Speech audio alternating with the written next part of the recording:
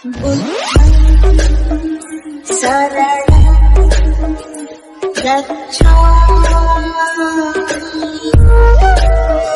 एक ही वजह से कि ब्राह्मणों ने हमारे जातियों में चमचे पैदा किए और वही चमचे चुनाव के दौरान हमारे जातियों को मैनेज करते रहते हैं और जातियों का सौदा करते रहते हैं। इस वजह से हम लोग आजाद नहीं है। हम इस देश में आजादी का आंदोलन चला रहे हैं और कुछ लोग हमारे पैर खींचने का काम कर रहे हैं, हमारे समाज के लोग। मैं ये काम क्यों कर रहा हूं? एक ही वजह से ये काम कर रहा हूं। जो आरोप बाबा साहब आम्बेडकर ने हमारे ऊपर लगाया कि मुझे पढ़े लिखे लोगों ने धोखा दिया, मैं बाबा साहब आम्बेडकर को ये चैलेंज कर रहा हूं कि बाबा साहब आम्बेडकर कम से कम वो पढ़ा लिखा गद्दार ये प्रेम कुमार गेड़ाम नहीं है जो आप कह रहे हो।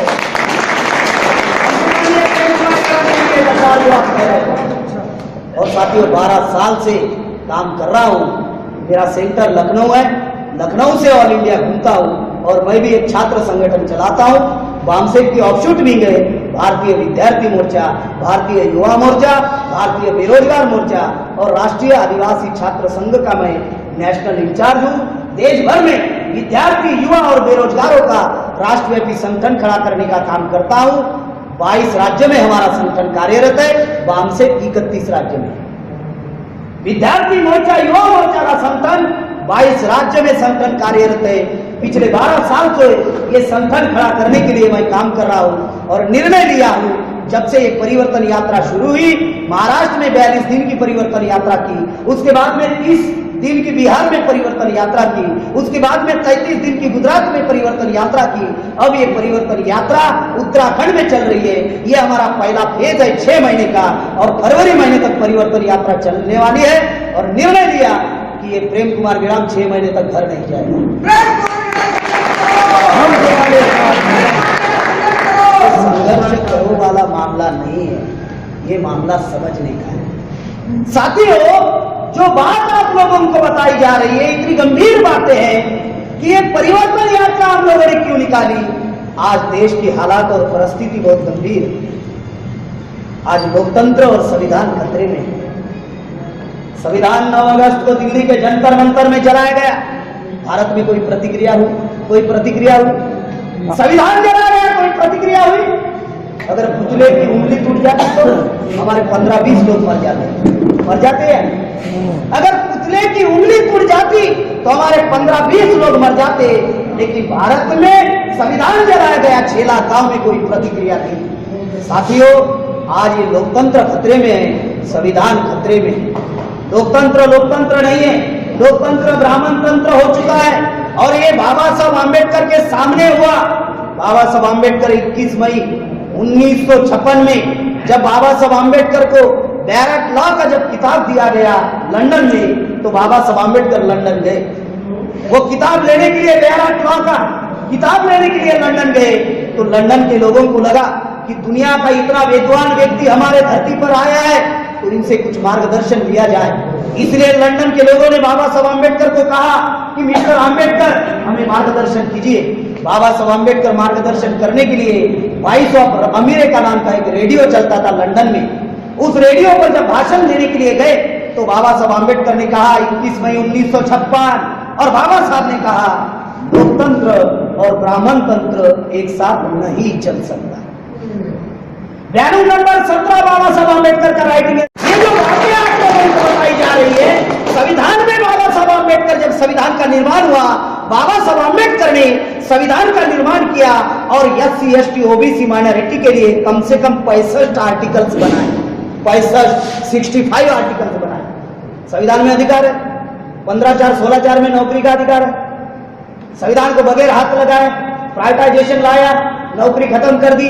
रिजर्वेशन गवर्नमेंट सेक्टर में, रिजर्वेशन प्राइवेट सेक्टर में है नहीं, उसी गवर्नमेंट सेक्टर का प्राइवेट में रूपांतरित कर दिया, रिजर्वेशन खत्म। संविधान में आर्टिकल 21 335 में शिक्षा का अधिकार है, शिक्षा महंगी कर दी। आज आप IIT IIM में नहीं जा सकते, आज आप हायर एंड प्रोफेशनल एजुकेशन नहीं ले सकते, आज आप फॉरेन एजुकेशन नहीं ले सकते।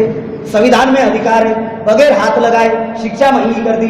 डॉक्टर बनना है, MBBS 50 लाख रुपए फीस, MD बनना है 1 करोड़ 2 करोड़। संविधान में अधिकार है। आर्टिकल 340 में ओबीसी के लिए रिजर्वेशन और ओबीसी की पहचान बाबा साहब अम्बेडकर ने की। 52% ओबीसी है, 52 मिलना चाहिए, 27 दे रहे हैं। अरे भाई कम से कम 27 तो दो। 52 को 27 दिया और सिर्फ 5.2% अभी तक रिजर्वेशन भरा ओबीसी का, यानी 52 लोग घर में रह रहे हैं। कहा 27 को खाना देंगे, तो 52 लोगों ने कहा तो भाई कम से कम 27 को दो, लेकिन 5 लोगों को खाना दे रहे हैं और 52 लोगों को कह रहे हैं 5 लोगों के खाने में आप 52 लोगों को खाना दो। इसलिए झगड़े हो रहे हैं, इसलिए मराठा आरक्षण के लिए चिल्ला रहा है, इसलिए गुजरात का पटेल पाटीदार चिल्ला रहा है, इसलिए हरियाणा का जाट चिल्ला रहा है, इसलिए राजस्थान का गुर्जर चिल्ला रहा है, इसलिए बिहार का मल्ला चिल्ला रहा है। ये तो सुप्रीम कोर्ट ने बदमाशी की है। 52 को 27 देंगे। संविधान क्या कहता है? एक ही डेफिनेशन में, संविधान की एक ही डेफिनेशन, जिसकी जितनी संख्या भारी उसकी उतनी हिस्सेदारी। ब्राह्मण ब्राह्मण है करके विरोध नहीं कर रहे, ब्राह्मण जाति है करके विरोध नहीं कर रहे। लोग बोलते हैं ब्राह्मण के विरोध में आप बोलते रहे। ब्राह्मण ब्राह्मण है करके विरोध नहीं कर रहे, ब्राह्मण जाति है करके विरोध नहीं कर रहे। ब्राह्मण विदेशी है और 3.5% ब्राह्मण 80% प्रतिनिधित्व लिए हुए हैं, इसलिए विरोध कर रहे हैं। अगर 3.5 लेते तो हम क्यों विरोध करते भाई? आज भी कह रहे हैं संविधान के ऊपर हम अमल करेंगे। संविधान कह रहा है जिसकी जितनी संख्या भारी उसकी उतनी हिस्सेदारी। 3.5% ब्राह्मणों को 3.5 मिलना चाहिए, बिल्कुल दो भाई 3.5। बाबा साहब ने आर्टिकल 341 बनाई शेड्यूल कास्ट के लिए, रिजर्वेशन का प्रावधान किया और जिसको अछूत कहा जाता था उसकी पहचान बाबा साहब अम्बेडकर ने आर्टिकल 341 में की, शेड्यूल कास्ट। बाबा साहब ने आर्टिकल 342 बनाई, आदिवासियों के लिए रिजर्वेशन दिया और बाबा साहब ने आदिवासियों की पहचान दी, शेड्यूल ट्राइब। और SC ST OBC से जिन्होंने धर्म परिवर्तन किया, बाबा साहब अम्बेडकर ने उनके लिए आर्टिकल्स बनाए। सिख ईसाई बुद्धिस्ट मुसलमानों के लिए आर्टिकल 25 से लेकर 29 सुरक्षा का प्रावधान और अधिकार का प्रावधान। संविधान हमारे हित में है, लेकिन साथियों संविधान को चलाने वाले लोग हमारे ना होने की वजह से संविधान खत्म हो गया। दूसरी बात, बाबा साहब अम्बेडकर ने द्विदलीय जनतंत्र दिया। द्विदलीय जनतंत्र का मतलब होता है एक सत्ता में होगा, दूसरा विरोध में होगा। बाबा साहब सोचते थे अगर सत्ता में अगड़े हैं, तथाकथित आजादी में 55 साल कांग्रेस ने राज किया, 17 साल बीजेपी ने राज किया। कांग्रेस जाती है, बीजेपी आती है, बीजेपी जाती है, कांग्रेस आती है, और जिनको आप अपना नेता मानते हो वो क्षेत्रीय नेता बन गए।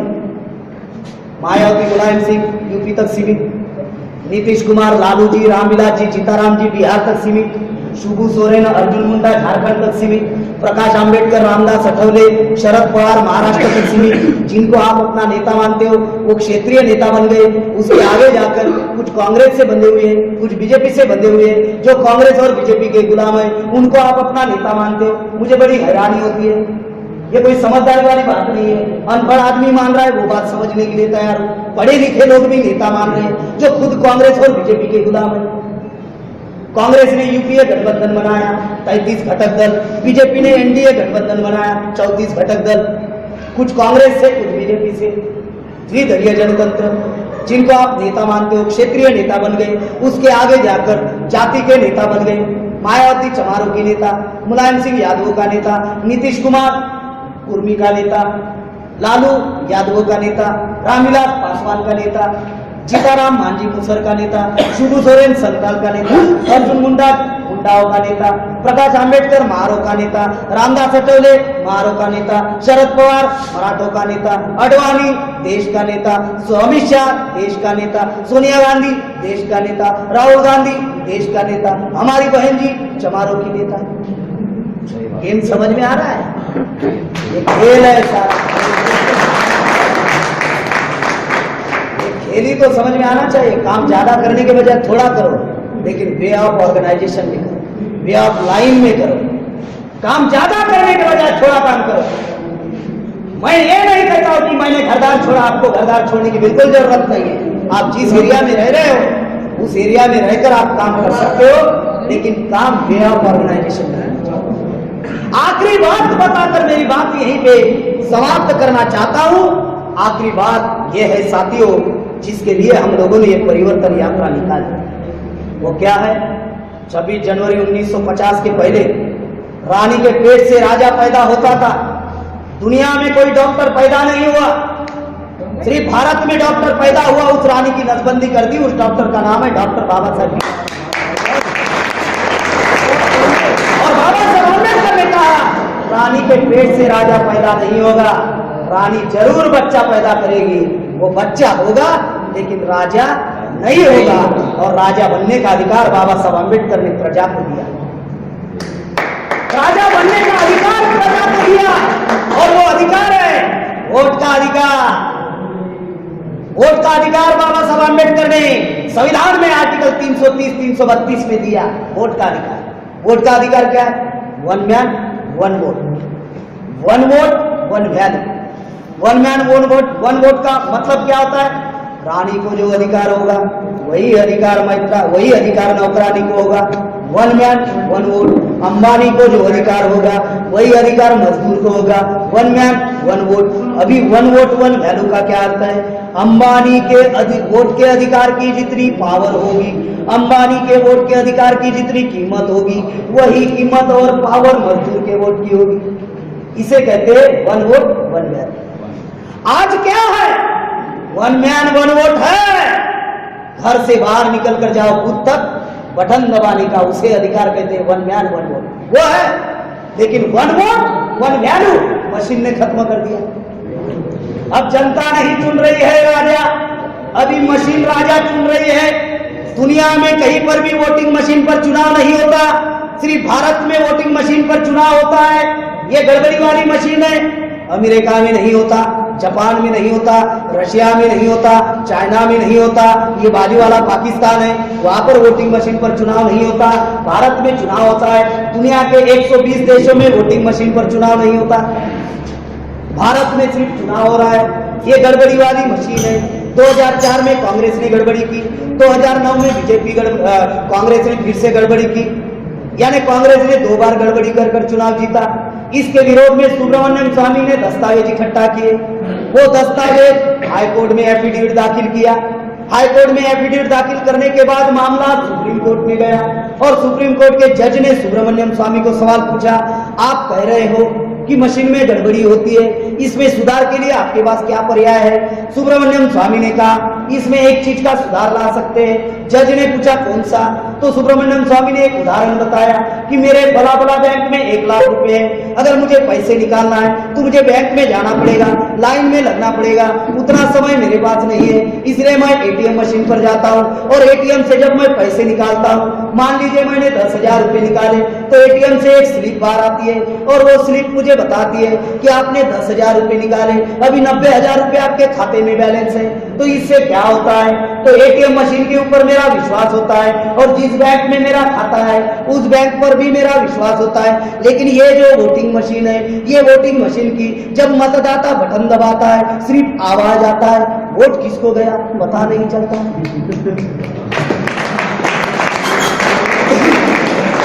सुब्रमण्यम स्वामी ने ये बात कही तो सुप्रीम कोर्ट ने आदेश दिया चुनाव आयोग को 8 अक्टूबर 2013 को, और चुनाव आयोग को कहा कि वोटिंग मशीन पर चुनाव करने से फ्री फेयर एंड ट्रांसपेरेंट चुनाव नहीं होगा। अगर आपको स्वतंत्र निष्पक्ष पारदर्शी अगर चुनाव करना है तो वोटिंग मशीन के साथ में पेपर ट्रेल मशीन लगानी होगी। ये जब बात चुनाव आयोग को आदेश किया 8 अक्टूबर 2013 को, तो 2014 को लोकसभा का चुनाव था। चुनाव आयोग ने पेपर ट्रेल मशीन लगानी चाहिए थी, लेकिन चुनाव आयोग ने पेपर ट्रेल मशीन नहीं लगाई। मेरा सवाल है कि आपके एरिया में लगाई थी पेपर ट्रेल मशीन? नहीं। पेपर ट्रेल मशीन का एक ही उदाहरण, ये ईवीएम मशीन, ये पेपर ट्रेल मशीन। अगर मान लीजिए घोड़ा है, गधा है, कुत्ता है, हाथी है, जो भी है, अगर मान लीजिए किसी व्यक्ति ने गधे की बटन दबाई तो पेपर ट्रेल से एक पर्ची बाहर आएगी और वहां पर छप कर आएगा गधा। यह है पेपर ट्रेल मशीन। अगर किसी ने कुत्ते की बटन दबाई तो पेपर ट्रेल मशीन से कुत्ता बाहर आएगा, घोड़े की दवाई घोड़ा बाहर आएगा, कमल की दवाई कमल बाहर आएगा, पंजा की दवाई पंजा आएगा, हाथी की दवाई हाथी आएगा, खटिया की दवाई खटिया आएगा। ये है पेपर ट्रेल मशीन। 2014 में चुनाव आयोग ने पेपर ट्रेल मशीन नहीं लगाई और बगैर पेपर ट्रेल मशीन बीजेपी 283 सीटें जीत कर चली गई और नरेंद्र मोदी भारत का प्रधानमंत्री बन गया। कहते 56 इंच का सीना, झूठ बोल के जीना। अगर तेरा 56 इंच का सीना है तो बैलेट पेपर पर चुनाव करना, डर क्यों रहा है?